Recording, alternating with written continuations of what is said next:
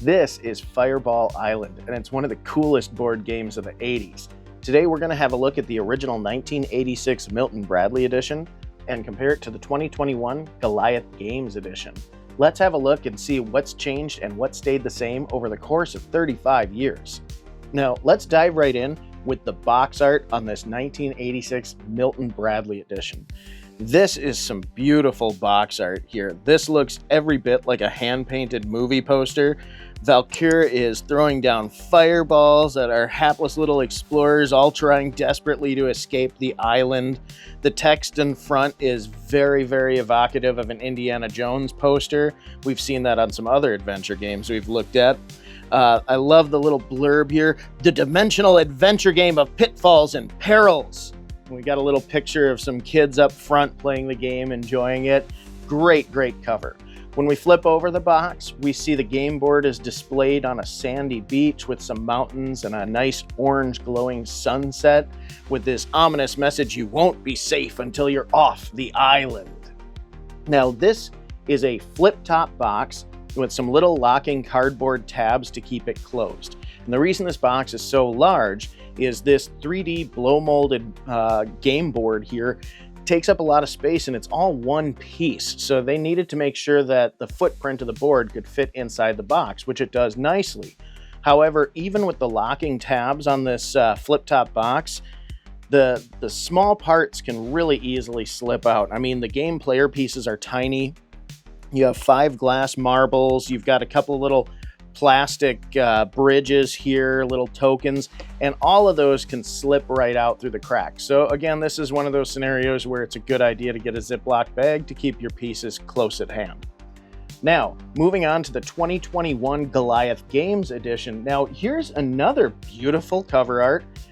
This one is a little bit more modernized as far as the art style. We still have Vul-Kar throwing fireballs down at our explorers, though this is a much more simplified look.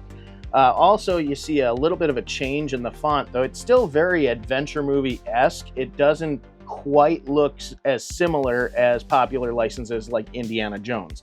So a bit more of a departure trying to be original. It's got those little flame licks on the letter, but it is a nice looking box. When we flip it over, we see there is a photograph of the game board itself. It looks very nice. You can see all the detail, some close-ups of some of the smaller pieces, and some of the perils that players have in store for them. Now, this is a flip-top box. This does not have locking tabs. And as you can see, it's kind of a loose fit here. So small pieces from the game can yet again walk away. Now, in this instance, this current edition of Fireball Island is a 3-piece 3D plastic blow molded map. So this game board does break apart into 3 stackable pieces that then you can put into this game box here. But I gotta say, this game box, it's a tight fit. I mean, the distance or depth of the box here, the distance from front to back, isn't quite enough to accommodate that stack of 3 game boards very comfortably. In fact, the game came packed with some protective tissue paper over it, and I highly recommend you keep that tissue paper because when you slide the game board in and out, it's going to rub against that cardboard and possibly rub some of the print off of that game board, which I've actually seen on the 1986 Milton Bradley edition. This version has been well loved and played with quite a bit. And as it's been put in and taken out of the box, it has eventually worn on some of the high spots. So little tissue paper can help avoid that. Anyway, very attractive game box on both sides. They're good at storing their games. They both are flip-top boxes, which I'm not a huge fan. I'm gonna go ahead and say I think Milton Bradley wins this round with basic simplicity. I mean, it's just plain big enough to fit everything. It all slides right in. And it's eye-catching. There's something about the sheer size of this. This makes me think of the monolith at the beginning of Space Odyssey 2001. I feel like I should dance around it and hope that it'll give me new technology. So anyway, I really like this one. Moving on to the board and gameplay, starting with the 1986 edition here. What a gorgeous piece of work this game board is. All of the different trails and elevations, it's really great that each little individual spot that your player piece has to stand on is nicely carved out, level and sized so that the player pieces sit comfortably on it. It's a nice thick plastic, so it can handle all of the action of the marbles rolling around on the tray without excess vibration knocking a player, say, on the other side of the board down. Now, how this game is played is it's a roll and move, so players will take turns rolling dice. They'll start at this position right here in the front of the map and make their way along the trail here. As they do, they may land on one of these dark gray spots here, and that gets them to draw an action card. Now, some of these action cards are played right away, and some of them players can hold on to for strategic use later. This is a good example of one that for strategic use. It's the cancel any card except fireball card, which means that if a player has, say, like a steel card or something that has an adverse effect, you can throw this down and it acts kind of like a nope. So there's various different cards that will have you throw fireballs at other players. There are various different cards that'll help you steal a jewel from somebody or keep somebody from stealing the jewel from you, which we'll get to later. Also, one of the dangers of traversing the map is if players roll a 1, they are forced to roll one of these fireballs, either out of the Vul-Kar idol or one of these little volcanoes around the map. Now, players are required to roll a fireball at anybody who might be in the path, so even if your own pawn is the only target, you have to roll a fireball. I mean, it's an indiscriminate hazard on the island, right? Now, another cool feature is once players get a little bit further on the map, but it's still on the early stretch, they'll pass by a ruin where they collect these little talismans. Now, these can be redeemed at any time during their game, or during their turn in the game, to get 4 action cards to fill their hand. Each player is allowed a maximum hand of 4 action cards, so it's not like you can hoard a bunch of stuff till the very end of the game. So again, strategic use, you're kind of plotting which one's going to be more valuable to use. And being able to get a full hand right away can really help you hamstring the competition.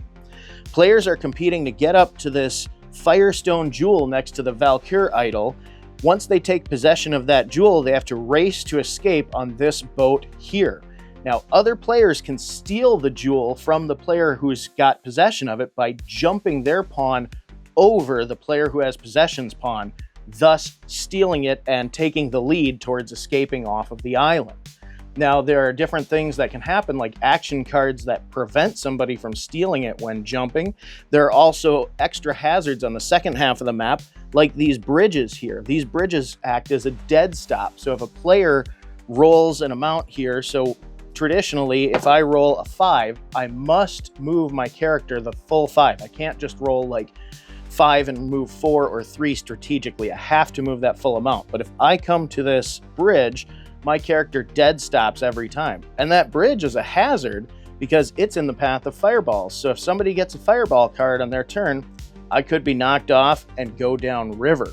So you're strategically using your action cards, you're trying to avoid fireballs, and you're trying to move across the island as fast as possible.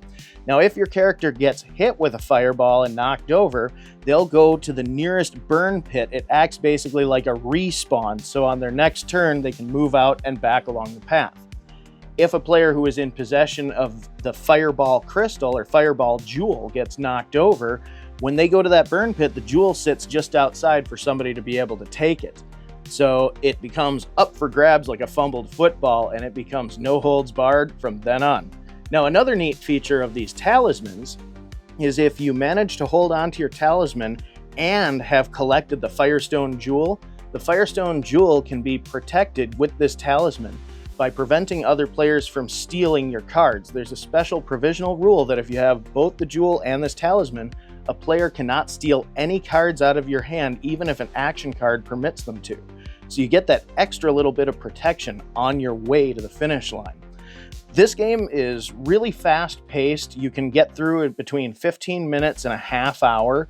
I think it's lots of fun. It's one of those examples of not overcomplicating things. I almost forgot to mention there are various caves around the map too that act as shortcuts, but they can be a risk-reward system. These caves are numbered, and when you enter one, you have to roll to see which cave you come out at. And some caves, it can end up being a shortcut. Other caves, it can set you back or even put you in a dead end, trapping you there for the rest of your turn. I kind of like that little risk reward, because if you're being pursued and you just plain need to shake somebody, you can take that chance. There are multiple paths that characters can take, and this map was lovingly constructed. In the instruction manual, one thing that I remarked is every little like 8-inch stretch around this island has its own name and almost sounds like there's lore behind it. Like as you're reading the rule book, you're expecting them. I mean, there's ample text in this rule book. It's a whole book. And as you're reading through it, you're expecting more of like a backstory because of how many things are named and how much lore there seems to be.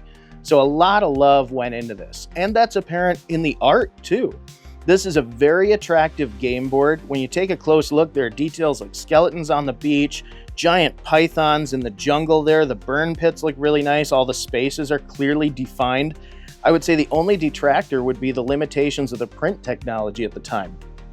By today's standards, the print on this blow molded game board, it really looks like a lower dot per square inch resolution, probably just due to the type of printing process that they had available. So some of the images are not as fine as what we might see on a modern game board, but I think all things considered, it's still a very attractive game board. I think the actual sculpting is just awesome. I mean, I love these little river rapids and everything along the back of the map. It's beautiful. The water looks great. The lava dripping down looks good. I also like the marbles that came with this game were opaque red glass. So they have some heft, they have some weight, and the little player character pawns are very, very small. So in fact, I was surprised that they were this small. For some reason, I just imagined that they would have been bigger at the time, but it's actually nice. It works for the game mechanic because the fireballs weigh so much more than the pawns that if you're hit up high on the mountain, it can drag you all the way down to the base, and that's kind of cool. It makes sure that there are really repercussions for getting hit by a fireball. It actually makes the gameplay very dynamic. So lots of fun, very simple gameplay. Feels like it's going to be complicated when you're first reading the rules because of all the detail that went into the game design. But once you played it, it's very easy for you to explain to a friend and pick up and play, get through a few rounds within an hour. Lots of fun. Now let's have a look at the 2021 edition of Fireball Island from Goliath Games. Right away, we can see this game looks quite a bit different than the 1986 edition. The board has been completely reworked. It's now 3 separate pieces that interlock. I think it's important to note that this version was released in 2021, and you will notice that there is a similar version that was released in 2018 that's no longer available. That one was made by Restoration Games. It's called The Curse of Vul-Kar, Fireball Island, The Curse of Vul-Kar. Now that one had a much more complex rule set, and actually the board was much more similar to what we see on display here. When the rights moved from Restoration Games to Goliath Games, the team at Restoration helped Goliath come up with this, which is a scaled down version of Fireball Island Curse of Vul-Kar, and it has a more streamlined, simplified rule set. So this is the currently available Fireball Island, but I don't want you to get this confused with the 2018 title, Curse of Vul-Kar. Now, getting into this, there are some fundamental gameplay changes that come along with all of these board updates. Players will still start near the front of the map on this helipad, but instead of walking along a more linear path with the goal of getting a hold of the Firestone Jewel and escaping, players are going to be collecting treasure, racing to uncover the most valuable treasure and escape first. There are many more paths to follow than the original, more linear 1986 version, and it's less of a race to steal from your opponents. How it works is as players make their way around the map, they'll pass by these little coins that they can collect. Now, most of them are worth 1 point, but there are 3 special coins worth 2 points each that are hidden throughout the island. If a player can get up here and steal the crystal jewel, which is called the Heart of Vul-Kar in this version of the game as opposed to the Firestone Jewel in the original, the Heart of Vul-Kar is worth 6 points. Now, when all 3 of the special treasures have been found, that signifies that players should race to get back to the helipad. The first player back to the helipad ends the game and scores an additional 4 points. From that point, all players add up how many treasures they've collected, and whoever has the most points wins. So in this instance, this game can be won without ever collecting the Heart of Vul-Kar. You can actually race around the island and collect as much treasure as you can, and then as soon as the special's found, get back to the helipad first, and you will outscore whoever just went after the crystal. So it adds some variance to the gameplay. They've also changed a few things where, for instance, instead of rolling to move, players draw a card to move, and that card will tell you how many spaces you can move and will usually instruct you with an action to take that will be anything from rotating these little palm trees around, which these palm trees have little guides on the bottom of them that change which direction any of the ember balls or fireballs might roll as they go down these paths. So when you get to rotate the palm tree, it kind of helps you put your opponent player in the line of fire for these ember balls. So there is some strategy there. Now you might have noticed that there is a die included. Well, they still have numbered caves, and it still works like the original game where you go into a cave, you roll a die, and that helps you determine which cave you come out in. There are also scenarios where you're ordered to drop fireballs into Vul-Kar, which you're going to notice that Vul-Kar has multiple different paths out of his mouth this time around, so it's a bit more random when you drop a fireball. In this game, there are also two different types of fireballs. There are ember balls, these little orange ones. These sit in tiny spots around the map that are fixed locations. So if you're ordered to roll an ember ball, you just reach over and push it over and it'll roll out of its location down the path. The fireballs are kept in that little space on the far side of the board called the scar. If you're ordered to drop a fireball, then you drop it through the top of Vul-Kar and it goes in a random direction out of his mouth. They've also added some interesting dynamic parts to the map, like there's a little ladder here that you can place characters on they can get knocked off of. There are still two bridges, much like the original. The river is a little shallower and the bridges are just little cardboard pieces, so the marble is able to hit and knock you over the same, but it's a little less dynamic. My feelings on this being turned into a coin collecting type game are a bit mixed. I think that there's a lot of fun to be had in the 2021 edition, racing to collect treasure. I do think it's interesting that you can opt to avoid fighting for the Heart of Vul-Kar jewel and instead go around the periphery trying to get as much treasure as you can. So it does open up some extra strategy. I feel like this game was trying to focus a lot on maximizing the fireballs and ember balls getting rolled around. You know, having the palm trees change the direction of them was kind of neat. But on the same note, having so many paths around this map, I mean, when you really look at it, the art is gorgeous, but it gets to a point where it's very confusing because there's so many options for your characters to go around. And another thing that becomes really apparent when you start looking at the art is you can tell that this board was shrunk down. Like I said, the art is actually very much unchanged from the 2018 Restoration Games version of this. What they did was they shrunk down the size of the mold for this board and then the art on top of it. And what I'm noticing is sometimes where the paths are printed, they don't quite line up. And at first I thought, well, maybe that's just an actual printing issue and not necessarily a design issue. But when you really inspect this game board closer, you'll notice that there are paths that line up perfectly.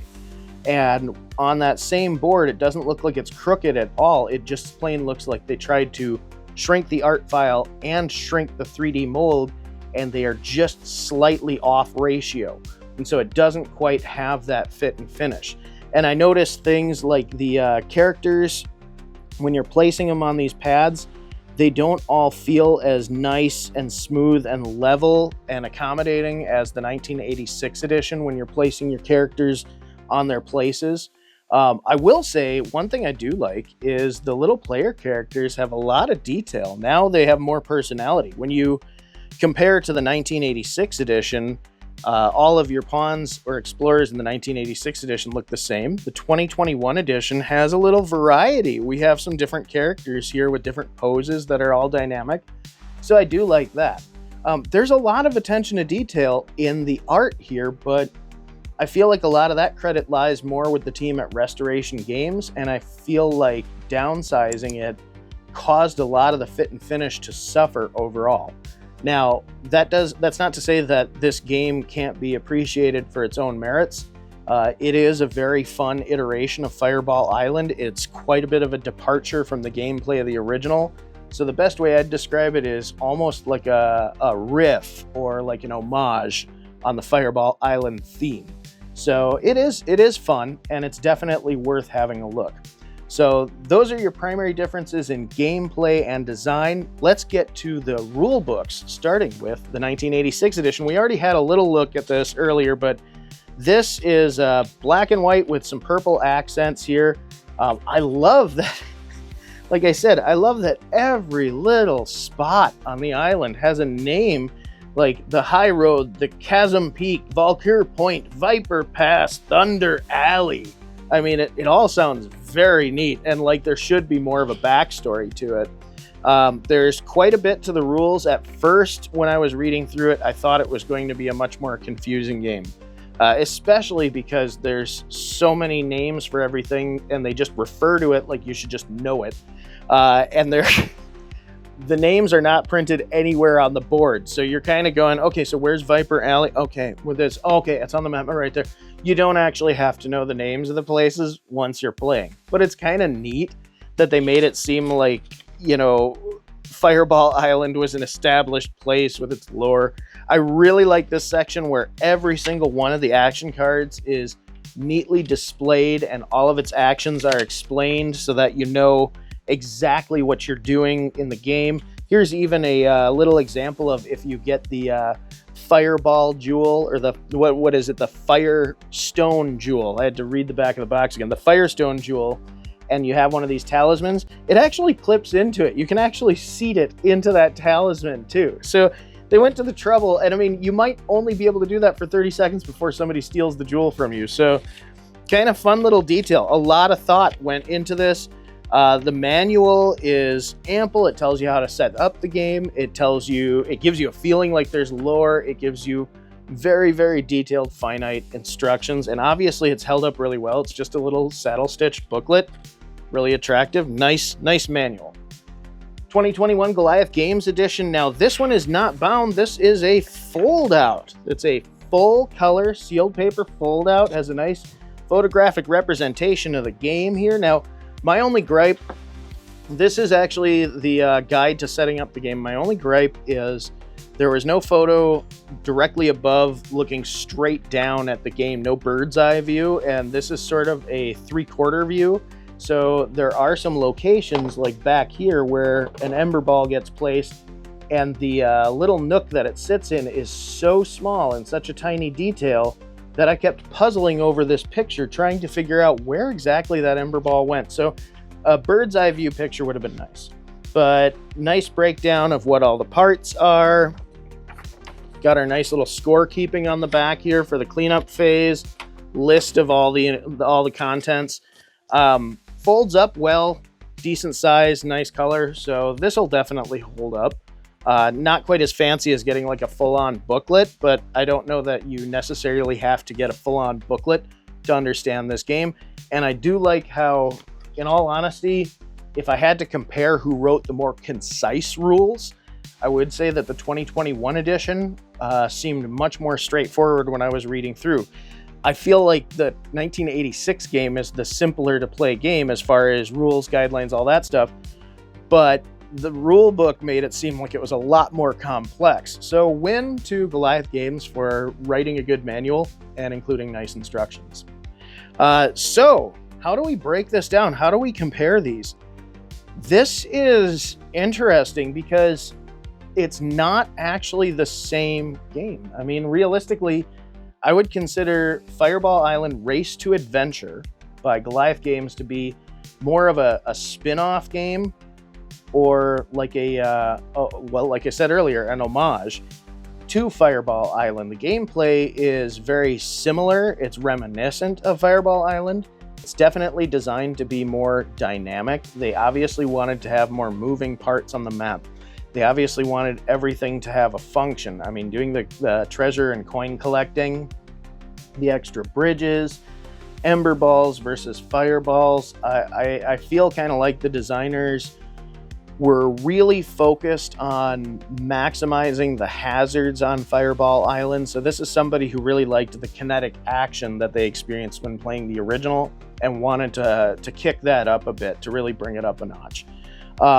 The fit and finish, suffering from this being basically a sized down reprint, kind of a downgrade of a different version yet again of Fireball Island.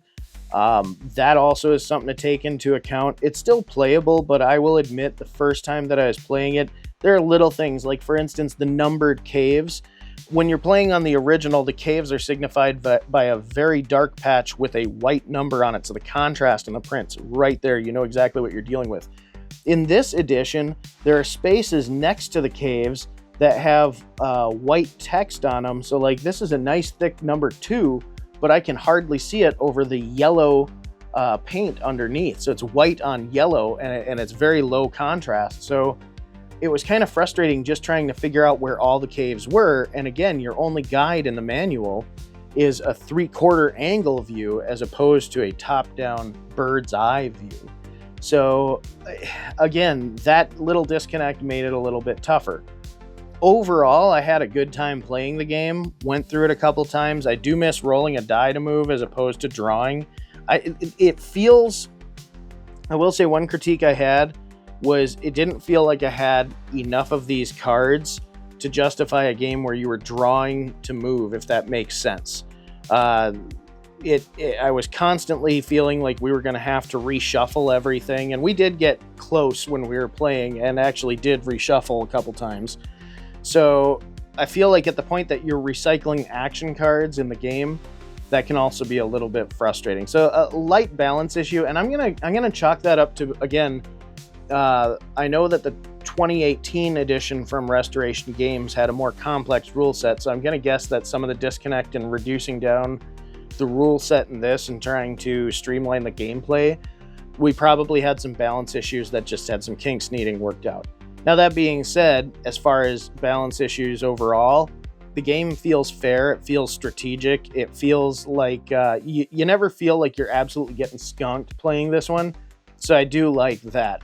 It does, however, almost feel, even considering that you're drawing to move instead of rolling, there's still so much that feels random in it with all the kinetic death that happens on this game. And it also, that's another thing I want to point out when I say kinetic death, is it's really not kinetic death. I mean, we have a lot of stuff moving around, knocking your players over, but unlike the 86 edition, in the 86 edition, you get knocked over, your character ends up in this burn pit, and they have to start there. And that's if that's where their character was when they got knocked over. You can get knocked all over the map. Here, you're just flipping your character back up.